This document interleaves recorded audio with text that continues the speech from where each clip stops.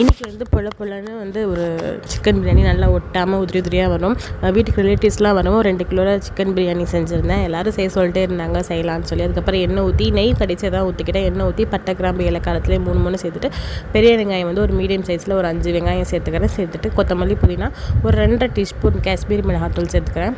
அதுக்கப்புறம் ஒரு பச்சை மிளகா, தக்காளி வந்து மீடியம் சைஸ் தக்காளியில் ஒரு 5 தக்காளி, அதுக்கப்புறம் இஞ்சி பூண்டு அரைச்சி வச்சது அதில் சேர்த்துக்கிறேன். சேர்த்துட்டு உப்பெல்லாம் சேர்த்து நல்லா வதங்கினதுக்கப்புறமே 1.5 கிலோ சிக்கன், நான் 2 சொன்னேன், ஆனால் 1 தான் வாங்கிட்டு வந்துட்டாங்க. அப்புறம் அதையும் போட்டுட்டு தயிர் ஊற்றி நல்லா தயிர் இதெல்லாம் நல்லா பிரிஞ்சு வந்ததுக்கப்புறமே நான் 6 டம்ளர் அரிசி, அதாவது 2 கிலோ அரிசி இதில் எடுத்திருந்தேன். எடுத்து ஊற வச்சுருந்தேன். அதுக்கு 9 டம்ளர் தண்ணி ஊற்றி நல்லா சாதமும் அரிசியும் ஒன்றோட ஒன்று ஈக்குவல் வந்துட்டு ரேஷியோவில் வந்ததுக்கப்புறமே தம் போட்டுட்டேன். உப்பு நீங்கள் செக் பண்ணிக்கோங்க.